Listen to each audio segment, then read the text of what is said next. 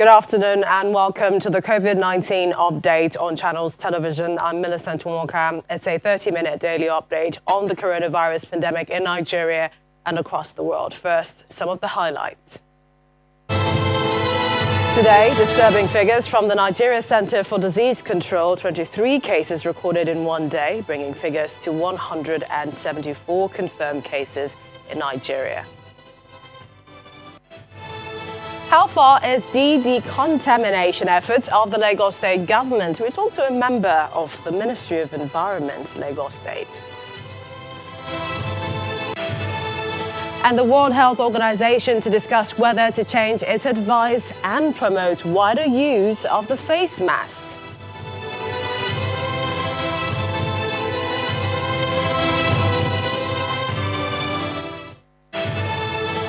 Now, controlling the spread of the coronavirus is the task before the Nigeria Center for Disease Control, NCDC. However, available records show that the figures of confirmed cases of COVID-19 in Nigeria are rising by the day, with more states in the country recording new cases of the virus. According to the NCDC, the total number of confirmed cases in Nigeria at this moment is 174.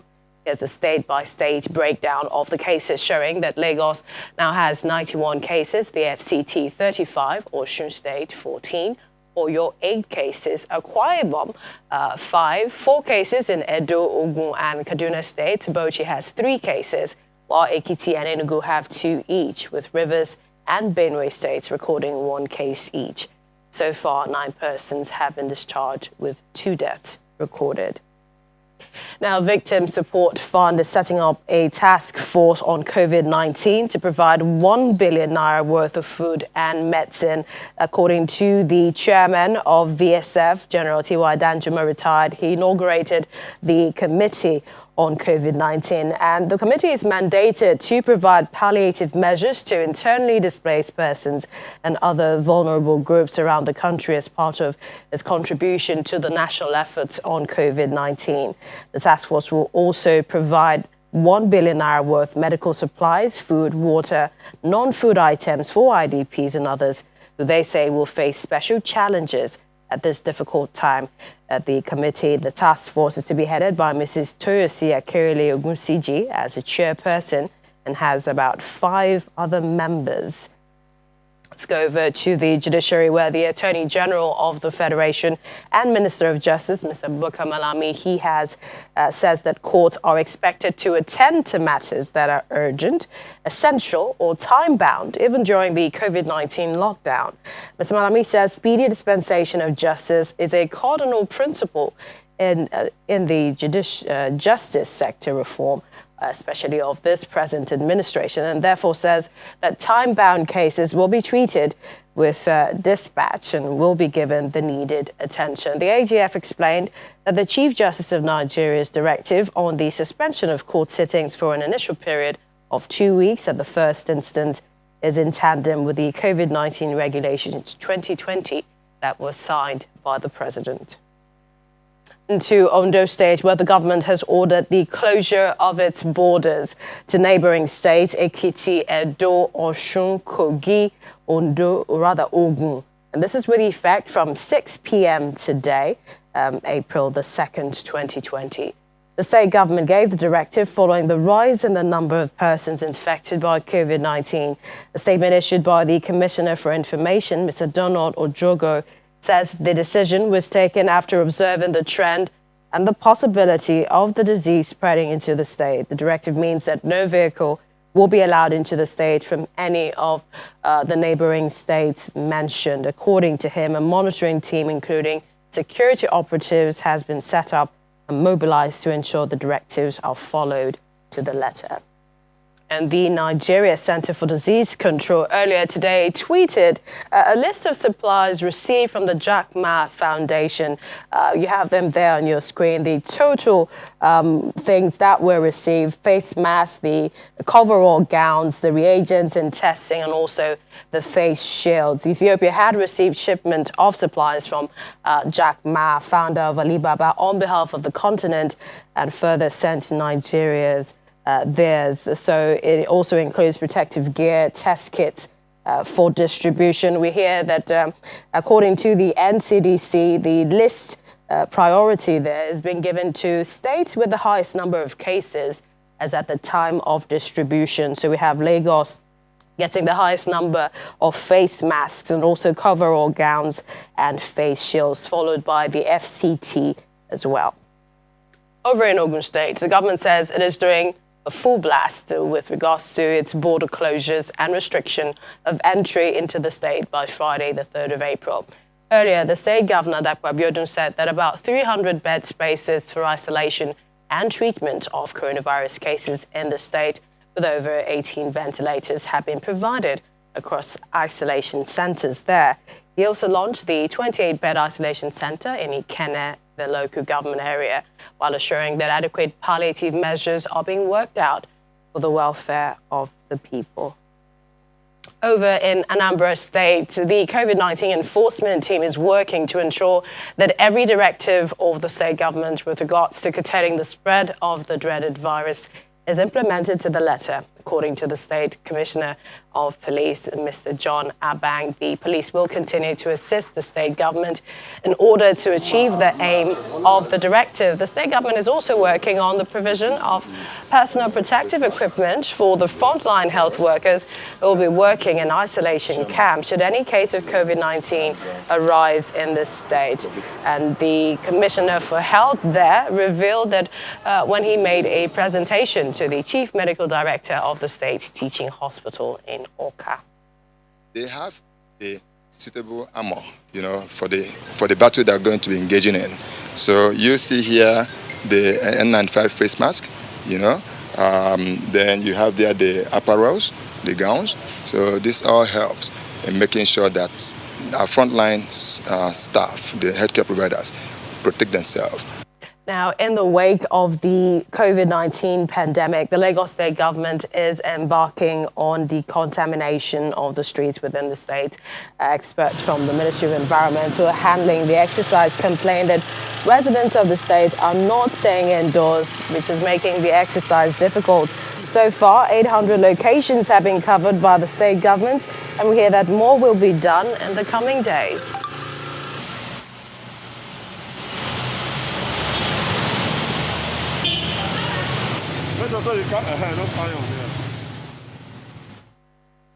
Dr.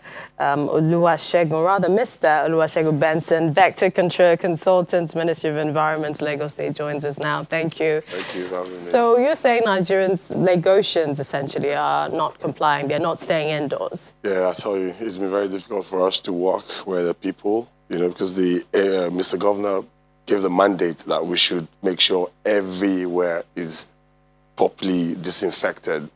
But does that mean that the materials and what you're spraying is perhaps injurious to the person in terms of inhaling it, or that you actually totally need to do a thorough job and then people can go about?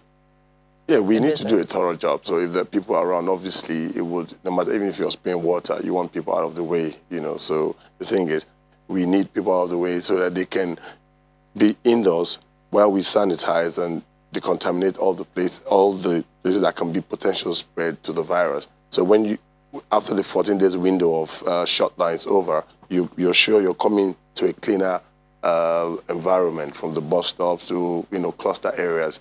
So now the aim of this exercise will be defeated if people don't stay at home. So Mr. Governor has given the directive that we should do everywhere, make sure the whole place is decontaminated. So we're looking at parks, bus stops, markets. Yeah, we have some local government. It's all hand on deck. No country or state prepares for a pandemic. So all hands on deck from the local government level. They're also doing their own from that local government level, which also gets into the markets and other places. So, but we're concentrating more on the metropolis, the parks, the bus stops, and all that. There's 2 exercises going. A group of people are actually carrying out fumigation, and a few, we are carrying out the disinfection of bus stops and all of that. So it's like all hands on deck. Everybody's working. At the moment now, our leader is the Honorable Commissioner for Home Affairs, Anofi Elagushi. He's actually, being the one in the forefront, telling us the areas to cover and all that. So, but perhaps you can also tell Lagosians how this, this disinfection, decontamination also affects and prevents the spread of COVID-19. Yeah, I mean, it's very simple. Like, the first instance, you have to look at the virus does not move. It is we, the human beings that move. If we all stay in one spot, then of course the virus will stay, will stay put. So that's how every country, in the effort to flatten that curve, they have to stay indoors. So now, by the time you actually disinfect a surface, then if somebody comes and has the virus, you can actually decontaminate that same spot that has been spread. So the essence of this exercise for everybody is to stay indoors while we disinfect the area that can be the potential spread of the virus. So that is the essence of this exercise. And if they don't stay at home, we would not be able to achieve, what Mr. Governor wants to achieve. So is there a timeline for this? Yeah, well, I mean, all hands on deck now. It's a continuous exercise. It's going to be ongoing until we manage to flatten the curve. So we're hoping, a lot of people have predicted that we're at our peak week. And if you can see it, evidently, you can see the rise. There's a surge. Before we were like, 76? Under like 2 days, we've gone to like 100 and something. I mean, most people don't believe this. We're on the field. Trust me, I have seen people being evacuated from their homes to the Yaba Center. Is getting full. Thank God that Mr. Governor is being proactive. They've put so many procedures in place to contain whatever the case may be. But the people just need to support the drive of Mr. Governor by staying at home. It's a simple directive. Stay at home so we can contain and flatten the curve, which is very key for us at this time. But if they keep going around, it's the virus that's going around. You understand what I'm saying? It's very simple logic. If you stay put, the virus will stay put. And if you fall sick in your house, you can always, there are numbers for the response. To call the numbers, they'll come to your house and evacuate you, So at that 14 days incubation period, we will have sanitized all where we need to sanitize. So if you're coming back in, if the government, lifts the movement ban, yes, you're sure you're not going to any contaminated area. I mean, it's parks or seats or and stuff like that. And that's also something you advise people in their homes to do as well. And tell us the potency of this disinfectant or what you're using. Yeah, well, like we're actually using sodium hypochlorite. It's a disinfectant. It probably kills viruses. We also want to employ people in their homes to practice the washing of hands. That's the most effective. That social distancing also helps. Even in your house with husband and wife, they should. Like I said, I was telling somebody, yes, you should practice that social distancing with your spouse. I mean, because there's no point both of you coming down. Just try and manage yourself in the house. Wash your hands every now and again. You never know. Wash your hands, and that practice is good. And also, please, we need to let people know that staying at home is very key. Like I said, I'll stress this because I'm outside there working, and I tell you that the major challenge we're facing, like there's some places that don't even believe there's coronavirus, let alone stay in the house. So we hope you're also telling them, yeah, sending the message. Yeah, exactly. As well. So it's more like as we're disinfecting, we're also advocating that they should stay in their homes and this is real. We're there. We're day in, day out. We're out there. All right, doing what we need to do. We appreciate your time, Mr. Oluwasegun Benson, Vector Control me. Consultant with the Ministry of Environment in Lagos. Thank you for having me. Thank you again. Still to come on the COVID-19 update, the United States coronavirus death toll has exceeded 5,000 as cases globally near 1 million. Please join us again.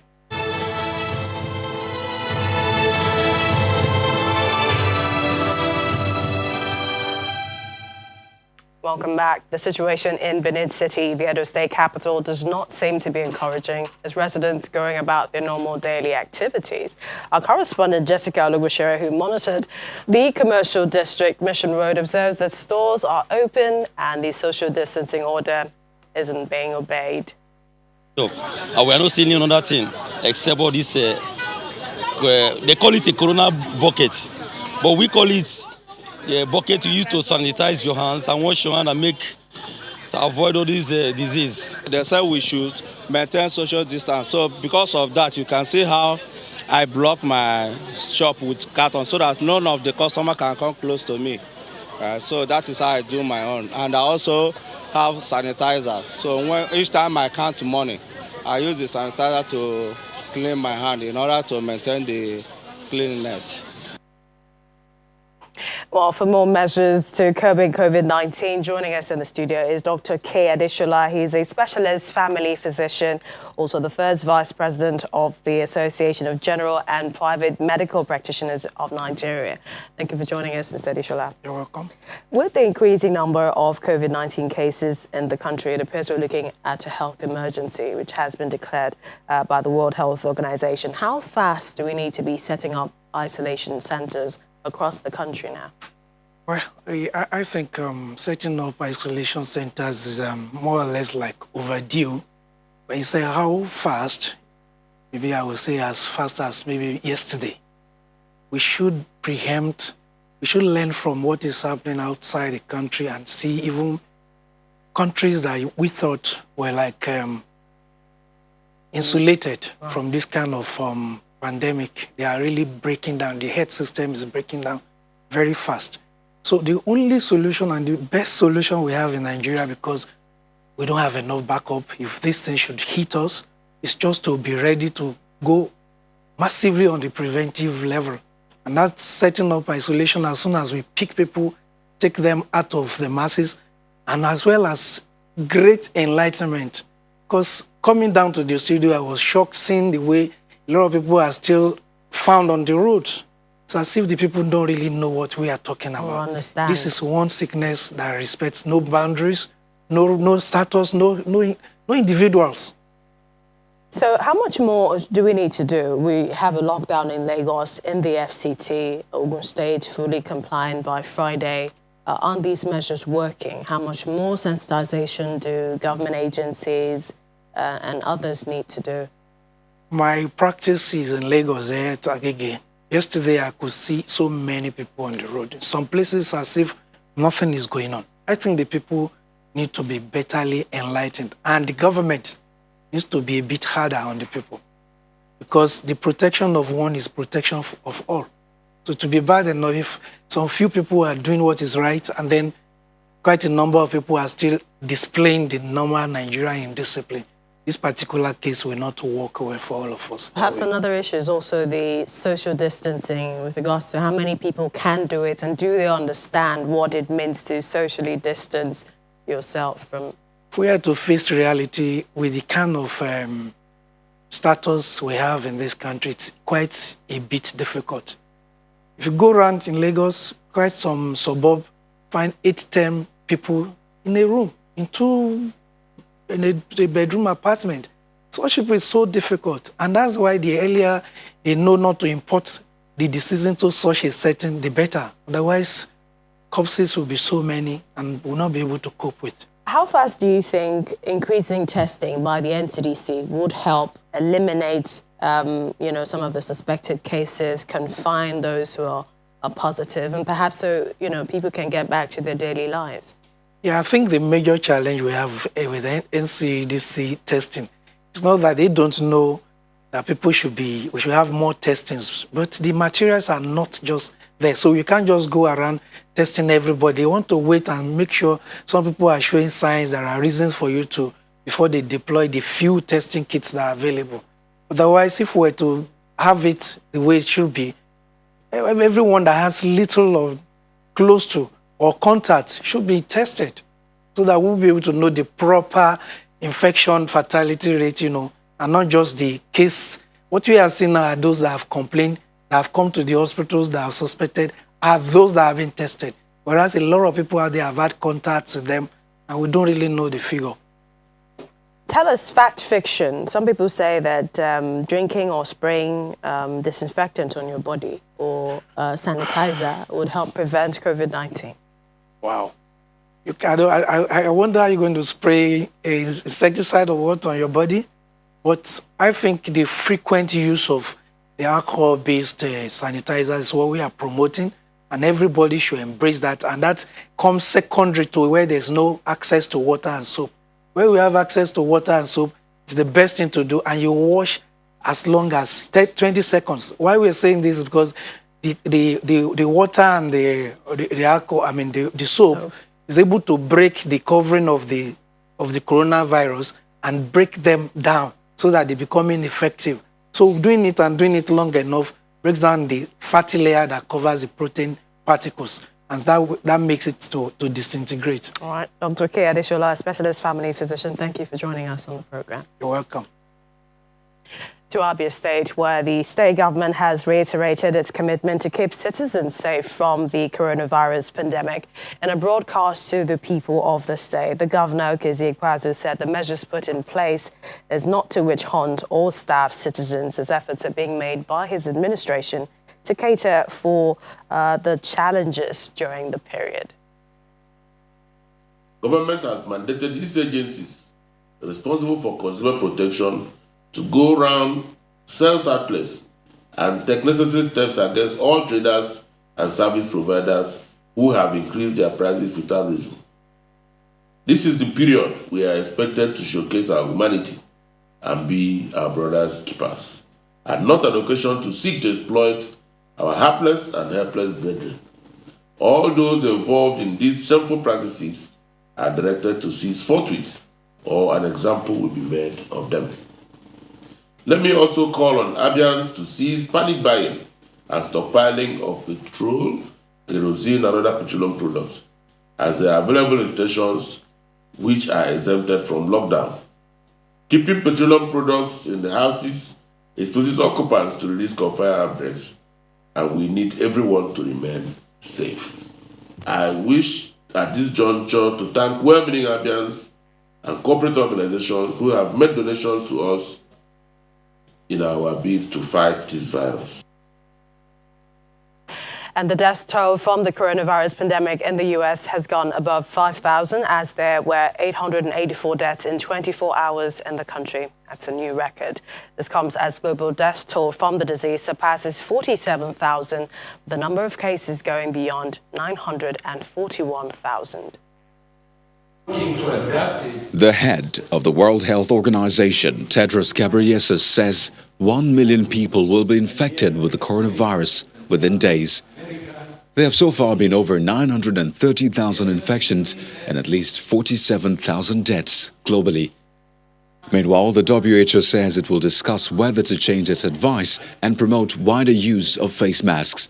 WHO recommends the use of medical masks for people who are sick and those caring for them. However, in these circumstances, masks are only effective when combined with other protective measures. The death toll from the coronavirus pandemic in the United States has gone above 5,000. According to Johns Hopkins University, there were 884 deaths in the U.S. in 24 hours. Philippine President Rodrigo Duterte is not tolerating any lockdown violator, as he has mandated the police and military and also the village officials to shoot anyone dead if there is trouble or violence. In a televised address, Duterte said it was vital everyone cooperate and follows home quarantine measures. Finally, the bustling metropolis of New York City has become a virtual ghost town amid the coronavirus pandemic. With residents sheltering at home, stores closed and tourists departed, the city's historic streets and familiar landmarks take on an eerie silence, especially at night. Let's take a look at the World Health Organization's website with live updates on the pandemic. As you can see, the figures there saying 42,006 in terms of the confirmed deaths across the world. Don't forget, you can also get some travel advisory and also look at some of the numbers in real time as regards the pandemic that is set to be very high. Well, that's our COVID-19 special edition at this time. We come your way again at 6 p.m. Stay with Channels Television, your home for the news. I'm Melissa Tumwalka. Bye for now.